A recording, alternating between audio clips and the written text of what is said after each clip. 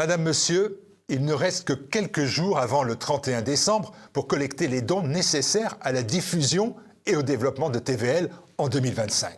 Soyons clairs, ce message est un premier signal d'alerte.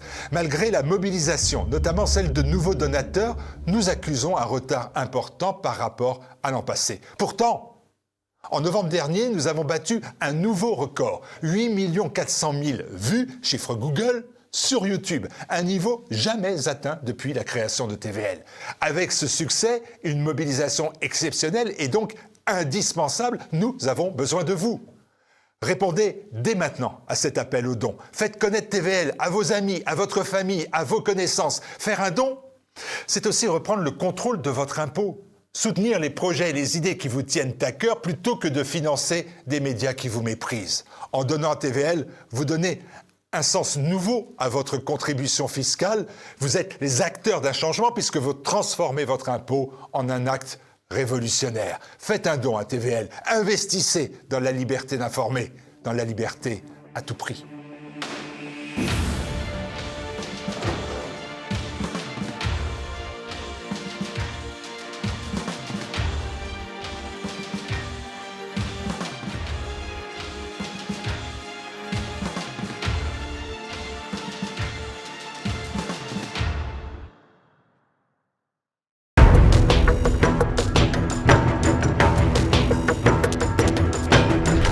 Bonjour et bienvenue dans notre Zoom aujourd'hui en compagnie de David Engels. Bonjour monsieur.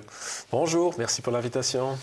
David Engels, vous êtes l'auteur de plusieurs ouvrages sur la crise identitaire européenne, le déclin, Rénovatio Europa, et vous nous présentez la réédition de l'ouvrage Que voilà, que faire, vivre avec le déclin de l'Europe, publié à la Nouvelle Librairie, disponible sur la boutique en ligne. Je précise que c'est une réédition et qu'il a déjà été traduit dans plusieurs langues. Donc, que faire? Vous établissez une sorte de liste de conseils à ceux qui voudront bien vous lire, et vous commencez votre ouvrage avec Notre-Dame de Paris et l'incendie qui l'a ravagé. C'était le 15 avril 2019 déjà. Vous y voyez là le symbole de la fin d'une époque, celui de l'abdication de la France telle que nous la connaissions. Qu'est-ce qui, selon vous, a disparu ce jour-là dans les flammes ? Oui, tout d'abord, merci de ne pas pouvoir parler de ce livre. En effet, c'est une réédition, mais aussi une réédition révisée, augmentée, heureusement. Initialement, le livre était sorti en 2019, quelques jours après l'incendie de Notre-Dame, qui était un peu l'à-propos aussi de la préface qu'on a introduit in extremis dans la première version de ce livre. Puis entre-temps, ce livre, il a fait son chemin. Je l'ai traduit moi-même dans une version allemande où j'ai pu un peu déjà à ce moment-là l'augmenter, et je suis donc très content d'avoir la possibilité maintenant par la Nouvelle Librairie de réintégrer dans la version française initiale finalement ce qui s'était ajouté dans d'autres versions, de réviser un peu, d'augmenter certains points, de changer certaines choses et de donner ainsi au lecteur de nouveau la possibilité de lire ce livre qui était largement épuisé. En ce qui concerne Notre-Dame, on a utilisé ça à l'époque, mon éditeur et moi, vraiment d'un commun accord. On s'est écrit le soir même devant les flammes en disant ça doit être dedans, tellement c'est à propos par rapport à ce sujet, le sujet qui n'est pas un sujet politique. Dans mon livre, Que faire, justement, j'essaye de ne pas donner les réponses usuelles à la crise, voter pour un tel, changer telle institution, faire telle et telle loi. Tout ça est important. Tout ça, j'en ai parlé dans un autre livre qui est paru cette année-ci aussi, qui s'appelle Défendre l'Europe civilisationnelle, qui est plutôt le volet politique, mais ici, la personne à qui s'adresse ce livre, c'est vraiment l'individu. C'est-à-dire, que peut-on faire en tant que personne amoureuse de notre civilisation, de notre patrimoine, de notre culture, de notre foi, qui est face à cette gigantesque machinerie de déconstruction de notre identité, qu'on ne pourra pas stopper telle qu'elle. On peut œuvrer, évidemment, politiquement, mais dans la vie de tous les jours, ça ne change rien. Et donc on voit très souvent chez des jeunes activistes, militants, cette volonté de faire tout à la fois, de lancer un parti, de faire un journal, de fonder une famille, d'avoir des enfants, d'aller à la campagne, d'avoir son potager. Et puis après 2-3 ans, ces gens sont épuisés, deviennent cyniques, laissent tout tomber. Donc là, ce livre qui, d'abord, s'adressait à moi-même, pour ainsi dire, quand je l'ai écrit, essaye plutôt de donner des conseils relativement clairs, relativement faciles, comment finalement dans la vie de tous les jours, comment on peut se comporter, comment on peut voir le monde, comment on peut concevoir son existence d'une manière relativement concrète et surtout qui puisse permettre en gros le matin à se regarder dans le miroir et d'avoir l'impression de vivre selon ses idéaux. Pour moi, c'est quelque chose qui surtout dans la mouvance de droite ou des conservateurs ou des chrétiens, ou enfin je ne sais pas comment on veut appeler ça, manque beaucoup, c'est-à-dire les gens projettent le bonheur dans un genre de futur, on pourra juste être nous-mêmes si une fois on a le pouvoir, changer telle et telle chose, fait ceci ou cela, mais on n'est pas. Et ça, ce livre-là, il est plutôt un appel qu'avant de changer la société, ce qui est important, il faut d'abord se changer soi-même et devenir littéralement ce qu'on veut que la société devienne et de ne pas se cacher finalement derrière les aléas de la modernité. Au fond, c'est ça. Et donc Notre-Dame, évidemment, l'incendie de Notre-Dame est un très bel à propos parce que d'un côté, ça a été un peu le le symbole extérieur de cette déchristianisation de la France et de toute l'Europe, de la destruction de notre tradition. Et puis d'un autre côté, en même temps, ça a quand même été aussi un certain symbole d'espoir quand on voit que ça a touché énormément de gens qui se sont dit on n'est peut-être pas chrétien ou plus chrétien, on n'est peut-être pas patriote, mais on ne veut pas que ça se passe comme ça, quelque part. Donc je trouvais que c'était un acte assez ambigu qui était assez pratique, finalement, à ce moment-là, en 2019, pour un élément, pour accrocher le livre dans cette réalité.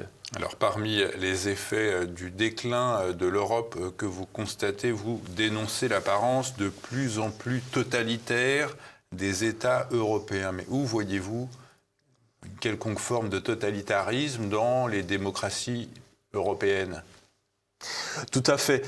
On est de plus en plus, mais là, on est forcément dans le volet politique, de nouveau, en tant qu'individu opposé à un genre de moins maintenant, peut-être qu'il y a quelques années, mais quand même, de consensus politique, idéologique, que pour simplifier, on peut appeler de gauche libérale, si on veut. Donc on a cette impression que les médias, les institutions, les écoles, les universités, les bureaucraties, l'administration, le domaine politique, au fond, est construit autour d'un large consensus qui, finalement, quand on s'y oppose, fait très vite en sorte qu'on se sente seul, et pas seulement qu'on se sente seul, mais qu'on est esseulé, qu'on nous ferme les comptes en banque, qu'on ait des disputes avec sa famille, qu'on perde son job, qu'on perde ses amis. Et donc, il y a cette tolérance de plus en plus grande vers ce qu'on appelle souvent une pensée unique. Et là aussi, le livre s'adresse en premier lieu à moi-même. J'ai fait, comme tout le monde, j'imagine que la plupart des gens qui nous écoutent, évidemment, fait l'expérience de cette exclusion et cette impression, on est seul face à une gigantesque machinerie. Ouais. Est-ce qu'on s'y soumet? Est-ce qu'on se résout à un certain cynisme? Comment est-ce qu'on peut agir? Et ce livre, je l'ai écrit, comme je disais, en premier point de vue, surtout à moi-même, pour me donner de l'espoir, pour quelque part me fixer quelques objectifs que j'essaye tant bien que mal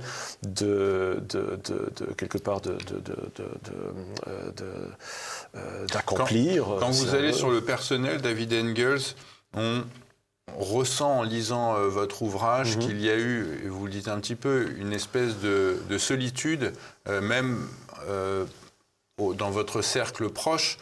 Et vous dites parfois, quand on affirme ses convictions, on peut se reprendre des remarques genre t'es réactionnaire, t'es populiste, t'es fasciste. Comment vous réagissez face à cela ? Moi, j'ai le défaut d'être assez brutalement honnête. Si on veut, en tant que Belge, j'ai une certaine tendance à la diplomatie quand même, au compromis, mais dès qu'il s'agit de quelque chose d'essentiel, je ne suis pas très bien pour faire de la taquilla. Hein. Je réponds comme je le sens. D'ailleurs, je parle à mes amis exactement comme je parle ici ou comme j'écris quelque part. J'essaye autant que possible d'être relativement entier.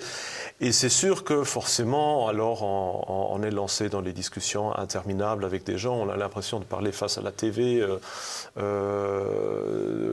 TV officielle, et d'entendre les choses que grosso modo l'interlocuteur a écouté le soir avant. Donc très souvent on a cette impression que le simple langage ne suffit pas, qu'il s'agit aussi d'expériences qui sont parfois difficiles. De prise de conscience.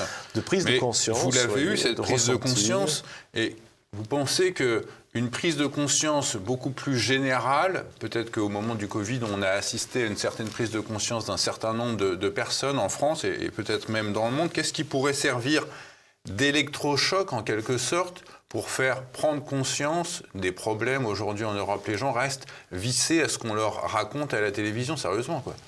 Tout à fait. Bon, c'est évidemment aussi une certaine génération encore qui regarde la TV. Je crois que là, pour les jeunes, de toute façon, il y a des autres moyens de communication. Mais ce qu'il faut savoir aussi que moi, en même temps, je suis relativement déterministe dans ma vision de l'histoire. Je suis fort influencé par Oswald Spengler, dont je viens d'ailleurs de sortir aussi un petit livre, justement, en même temps que celui-là, également à la Nouvelle Librairie, l'Institut Iliade. Et Spengler, tout comme Toynbee, tout comme Giambattista Vico, tout comme d'autres, croyaient que les civilisations étaient mortelles, forcément, évoluaient plus ou moins en parallèle au niveau des différentes phases, et que surtout, la civilisation européenne s'approche tout doucement de sa fin. Ce qui veut dire qu'un éveil collectif, un genre de sursaut avec un genre de nouvelle renaissance au nouveau Moyen-Âge, ce qui serait encore mieux d'un certain point de vue, n'est pas réaliste. Certes, il y a certains points, vous avez nommé le Covid par exemple, où il peut y avoir certains sursauts globaux, mais je crois qu'il va être très difficile de ramener une majorité des Européens, et encore, qu'est-ce que représentent encore des Européens aujourd'hui dans l'Europe telle qu'elle, à certains sursauts, parce que le problème c'est que ce sursaut, vous dites que ce sursaut, ça passe d'abord par faire le deuil de l'État, en tout cas de ce qu'on attend de l'État, et aussi le deuil de la démocratie représentative. Vous pensez qu'on doit jeter le bébé avec l'eau du bain, ou faire table rase du milieu dans lequel on évolue depuis, moi, j'ai 40 ans, depuis 40 ans? De nouveau, là, on est dans un aspect très politique, évidemment, le livre s'adressant aux individus. Mais, en effet, je crois qu'il faut faire le deuil de certains espoirs, de l'espoir de l'immortalité de la civilisation européenne. Du lien entre l'individu et l'État, c'est aussi il faut faire une réflexion individuelle. Le deuil d'une certaine vision de l'État tel qu'il a pu exister au XIXe siècle, partiellement au XXe siècle, et comme il est devenu de plus en plus, finalement, irréaliste, actuel, par la mondialisation, par l'Union européenne, par la disparition de la classe moyenne qui jadis portait cet État, par le pouvoir extrême de certains oligarques qui finalement décident beaucoup plus que maintenant l'un ou l'autre parlement, par l'infantilisation du citoyen. Tout ça, ce sont des éléments qui expliquent que cet État qu'on a aujourd'hui, même si les institutions sont sur le papier les mêmes, finalement n'a plus du tout exactement le même rôle, et se cramponner à une certaine vision surannée de la société ou de l'État, et de croire que l'espoir va venir de là et qu'on peut se défaire de notre responsabilité individuelle en rejetant tout sur le domaine du politique, me semble assez, je dirais, un peu lâche. Il faut commencer surtout par soi-même, je dirais. Alors que faire? C'est la question de votre ouvrage. Vous proposez la création de sociétés parallèles, et pour commencer, vous conseillez à vos lecteurs de quitter les villes. Qu'est-ce que vous leur reprochez au milieu urbain? Oui, tout à fait. C'est l'un des points saillants de ce livre, comme certains autres, cette notion de société parallèle. Dans le sens que la société majoritaire, elle est de plus en plus dressée contre la civilisation européenne, contre le christianisme, contre un certain amour de sa patrie, de son patrimoine. On peut parler de la social-démocratie, ça serait ça l'ennemi? La social-démocratie, c'est ce qui agite l'électorat dans les grandes capitales européennes? Bon, on peut parler, je dirais, d'une certaine gauche libérale ou d'un certain libéralisme de gauche qui est devenu la doxa généralisée. C'était le strauss-kahnisme autrefois, quoi. Si on veut, si on veut. Et donc là, le but, c'est vraiment pour ne pas devenir la victime, la proie individuelle à cette machinerie, si on veut, de se mettre ensemble avec d'autres, de créer des liens forts avec d'autres familles, avec des amis, avec des collègues, construire des îlots. Ça ne doit pas nécessairement être des îlots géographiques, mais ça doit être des réseaux, si on veut, pour ne pas être seul, pour justement travailler avec d'autres, pour vous rejetez l'idée d'autarcie totale. Vous dites qu'il faut construire des communautés, avoir des gens autour de soi. Il faut cultiver sa terre, il faut... Idéalement. Oui. Ça fait évidemment beaucoup à la fois, forcément, et au XXIe siècle, dans un siècle d'extrême modernité, l'autarcie totale, elle est impossible, sauf si on revient évidemment à l'idéal des Amish people, là où et encore, on essaye de faire ce genre de choses-là. Mais en tout cas, c'est vraiment de construire des petites sociétés résilientes qui pourraient faire face à la crise qui devient de plus en plus grande et être aussi un système de solidarité face à cette oppression qui devient de plus en plus grande. En ce qui concerne les villes, là aussi, dans le livre, je dis que libre à chacun, évidemment, de prendre ses décisions. Je serai le dernier à condamner ceux qui restent encore, finalement, dans les grandes villes pour y maintenir une certaine présence d'un certain amour pour notre civilisation. Mais il est sûr que, disons, stratégiquement, quelques petites familles, quelques groupes dans un village, dans une région, ont beaucoup plus de poids que d'être dilués quelque part au milieu d'un Moloch comme Paris. Et puis c'est sûr que pour avoir des enfants, pour les élever dans un environnement relativement sain, c'est sûr que l'extérieur des villes, donc la campagne, offre plus de possibilités. Et puis très concrètement, nous en parlions dans les coulisses d'ailleurs, la crise Covid, tout comme les émeutes récentes d'ailleurs en France, ont montré très bien comment ces villes pouvaient assez vite devenir des prisons et qu'il valait mieux déjà penser que ce genre de choses-là va certainement se reproduire et qu'il faut se préparer. Et cette fracturation que vous constatez dans les grandes métropoles d'Europe, vous dites qu'elle joue au fond le jeu des grandes entreprises. Expliquez-nous ça. Les grandes entreprises, là je fais surtout référence à ce terme de socialisme de milliardaires que j'utilise depuis quelques années pour décrire finalement le système de notre société où on a d'un côté quelques milliardaires extrêmement riches, des oligarques, que ce soit Zuckerberg, que ce soit Elon Musk, que ce soit George Soros, que ce soit Bill Gates, etc. Donc des gens qui, à eux, tout seuls, ont beaucoup plus d'influence que le chef d'État de la Slovaquie, par exemple, donc qui sont vraiment, pour ainsi dire, les nouveaux Césars de ce monde. Et puis, de l'autre côté, on a une population qui est, en effet, de plus en plus paupérisée, qui est de plus en plus fragmentée, avec une classe moyenne qui a disparu. Et c'est relativement clair, évidemment, pour ce système-là, il a le plus à craindre d'une classe moyenne forte, patriotique, qui puisse asseoir ses droits démocratiques, alors qu'une large masse qui est occupée à se disputer sur des conflits ethniques, religieux, individuels, qui pensent qu'à la consommation, qu'à l'hédonisme, qui n'est pas vraiment très bien cultivé, c'est sûr que c'est beaucoup plus facile de régner là-dessus, d'exploiter ça comme base de son propre pouvoir qu'un autre système. Donc finalement, ce libéralisme outrancier qui finalement a pris le pas sur la notion de liberté au sens propre. Oui, c'est comme ça qu'on pourrait très bien le formuler. Comment on a glissé de l'un à l'autre de cette idée de liberté qu'on avait en France, encore jusque dans les années 60, à ce libéralisme outrancier aujourd'hui ? C'est une évolution qui remonte très loin. Finalement, tout ça n'est pas même le wokisme actuel n'est pas un accident de parcours. Je dirais, on peut remonter de plus en plus dans le passé. Aujourd'hui, on a le wokisme. Le wokisme, il est fondé dans les écoles intellectuelles aussi de 68. Ces écoles-là, elles sont enracinées en grande partie aussi dans une pensée marxiste, ou en tout cas matérialiste. Le matérialisme, lui, il est enraciné très profondément dans les Lumières, si on veut, dans le XVIIIe siècle. Les Lumières seraient impensables sans la Renaissance et l'humanisme qui balaie Dieu finalement pour mettre au centre l'homme en tant que mesure de toutes les choses. Donc quelque part, ce qu'on a aujourd'hui n'est pas un accident de parcours, c'est la culmination d'une tendance centenaire, mais qui néanmoins, je crois, aujourd'hui atteint son point de basculement où il se met soi-même à l'absurde. Ça peut être une chance d'un côté, mais en même temps, ça va provoquer une crise assez monumentale, car l'homme européen, il va être face au vide, sa croyance en l'absolutisme de la raison, de l'humanisme est en train de devenir absurde. Le christianisme en tant que tel est loin d'être compris par les foules et loin d'avoir l'adhésion. Donc il y aura un vacuum assez phénoménal qui va être là et qui va être le terreau, évidemment, pour toute une série de crises et d'affrontements pour la seule chose qui reste encore, c'est-à-dire le pouvoir.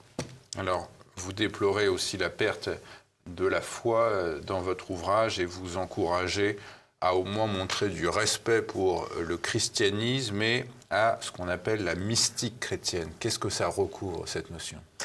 Moi-même, comme j'imagine l'auditeur le sait, je suis chrétien, je suis catholique, mais le chemin pour arriver là n'a pas toujours été facile. Même si je suis aussi d'origine catholique, mais le fait de retrouver finalement cette foi en moi-même, de la comprendre, a été une évolution difficile. Ce livre-là en témoigne. Il a été écrit dans l'essentiel en 2014, quand j'étais encore dans cette tentative de comprendre finalement cette religion qui était la mienne, mais qui m'était en même temps assez inconnue. Et donc, j'essaye de faire un peu part de cela, parce que je crois qu'il y a beaucoup d'Européens qui, d'un côté, ne connaissent plus ce qui devrait être leur religion, qui sont un peu perdus, qui, en même temps, ont ce vide spirituel, forcément, qui les pousse à chercher la transcendance, qui les dirige parfois vers l'exotisme, vers l'ésotérisme, etc. Et donc là, le message du livre, c'est que cherchez d'abord dans ce qui est vôtre, dans la religion de vos propres ancêtres, ayez au moins un minimum de respect. Vous dites qu'il ne faut pas trop remonter trop loin, justement, dans ce respect à l'ancien, c'est-à-dire, vous dites ceci, que l'on ne me parle pas du paganisme comme étant la véritable source d'identité spirituelle en Europe. Oui, parce que vous dites que finalement, le christianisme a embrassé toute la civilisation païenne antérieure. Pour moi, la civilisation gréco-romaine est fondamentalement différente de celle européenne. Pour moi, notre civilisation, elle commence, en gros, pour faire simple, avec Charlemagne, ou les Ottoniens. Ça commence avec l'émancipation du christianisme romain par le filioque, par le synode d'Aix-la-Chapelle. Ouais. C'est là le véritable début pour moi. Certes, ce christianisme a pris certains éléments païens, que ce soit des Grecs et des Romains, que ce soit des peuples slaves, celtes, germaniques, etc. Mais tout cela est introduit, sublimé, transcendé dans le christianisme qui, lui, est vraiment notre identité spirituelle fondamentale. Alors je serais loin de dire que c'est la seule. Je crois aussi au logos spermatikos qui se manifeste dans d'autres religions, d'où mon intérêt aussi pour la mystique, donc c'est-à-dire cette volonté de retrouver Dieu dans nous-mêmes, si on veut, d'opérer déjà ici, si on veut dire, autant que possible, en tout cas l'unification avec le principe suprême, mais selon moi, en tout cas, cette recherche de transcendance pour un Européen doit et va aller par le christianisme. On n'a pas d'autre alternative. Alors, vous avez des vocations européistes, on va dire, mais vous invitez d'abord, dans un premier temps aussi, les Français à désobéir à l'État. Alors, comment est-ce qu'on cesse d'être un citoyen modèle? Comment est-ce qu'on s'y prend pour résister politiquement au système? Ça, c'est évidemment à chacun de le dire où il verra des limites qu'il ne veut pas franchir. Il faudra très bien voir à partir de quel moment la désobéissance civile devient un droit et devient un devoir même moral. Ça, on ne peut évidemment pas maintenant dire tel et tel est le moment. Je crois que chacun doit trouver en son fort intérieur jusqu'où il est prêt pour la paix sociale, quelque part, de se soumettre à certaines règles, à partir de quel moment ça en devient tout simplement trop. Mais là aussi, le but, c'est de montrer aux gens que l'État, le politique, la loi n'est finalement pas une fatalité. On a la possibilité, on a le droit, on a même le devoir de désobéir. Certes, ça veut dire que potentiellement on est en prison. Voilà, mais on ne sera pas les premiers, on ne sera pas les derniers. Il y a depuis des siècles des gens qui résistent, qui osent affirmer leur position et qui payent le prix pour cela. Et évidemment, à chacun de savoir jusqu'où on va. Tout le monde n'est pas fait pour être un martyr. Loin de moi de critiquer tous ceux qui ne le seraient pas. Mais il faut à nouveau retrouver ce courage-là et surtout réaliser que l'État, que ce soit l'État français ou l'État allemand actuellement ou le Royaume-Uni, n'est pas, si on veut, du côté de notre identité, de notre culture, de nos croyances, mais devenu, malheureusement, pour le moment, plutôt un ennemi de ce point de vue-là, et qu'il faut mettre des limites. Du courage pour une réforme profonde de nos institutions, c'est ce à quoi vous aspirez avec la création d'un véritable État européen. Alors vous parliez de Charlemagne tout à l'heure. À quoi ressemblerait cet État européen ? Là aussi, une fois de plus, on est dans le volet politique. Et en effet, j'ai dédié un de mes derniers livres, Défendre l'Europe civilisationnelle, chez Salvatore, à précisément ce sujet-là. L'idée de base, c'est d'abord que moi, je me sens, et je ne suis certainement pas le seul, profondément européen. Donc, je conçois qu'il y a l'identité nationale qui est très importante, mais en tant que nationalité européenne, nous faisons partie d'une même civilisation. Il n'y a pas de nationalité européenne, c'est une civilisation, l'Europe. Tout à fait. Mais bon, on ne peut pas parler de patrie européenne. Pour moi, en tout cas, l'Europe est ma patrie. Moi, je me considère à la limite même comme nationaliste européen, si on veut, en tout cas souverainiste européen. Mais les Européens n'ont cessé de se battre au cours du XXe siècle. Donc, c'était une guerre civile alors ? Pardon ? Est-ce que selon vous, les affrontements entre Européens au cours du XXe siècle, ça s'apparentait à une forme de guerre civile ? Si vous parlez de patrie européenne. À chaque fois qu'il y a des luttes à l'intérieur d'une civilisation, on peut les voir en tant que guerre civile. Je veux dire, quand vous regardez l'histoire chinoise, sous les royaumes combattants, d'un certain point de vue, c'est une guerre civile aussi. Quand vous regardez les guerres entre les différentes cités grecques ou romaines, c'est d'un certain point de vue une guerre civile à l'intérieur de la civilisation gréco-romaine. Pour moi, en tout cas, il y a une civilisation européenne qui débute avec Charlemagne, qui pendant 1000 ans traverse à peu près exactement les mêmes stades, qui est marquée par une communauté religieuse, linguistique par le latin, et de toute façon par la familiarité entre les différentes langues, par une interaction absolument phénoménale d'un bout à l'autre de notre civilisation, par l'histoire de l'art largement partagée d'un bout à l'autre, par toute cette proximité que nous avons, et pour moi, en tout cas, c'est ma patrie. Vous avez un parcours individuellement, David Engels, qui fait de vous un Européen. Vous êtes belge, vous parlez français, vous parlez allemand, vous parlez polonais, donc vous êtes réellement un Européen, mais vous êtes très minoritaire. Comme l'ont été beaucoup de gens, ce qui est très dommage, c'est que justement, on voit le paradoxe que depuis qu'on a l'Union européenne, malheureusement, la conscience de faire partie d'une même communauté de destin a été en décroissance massive.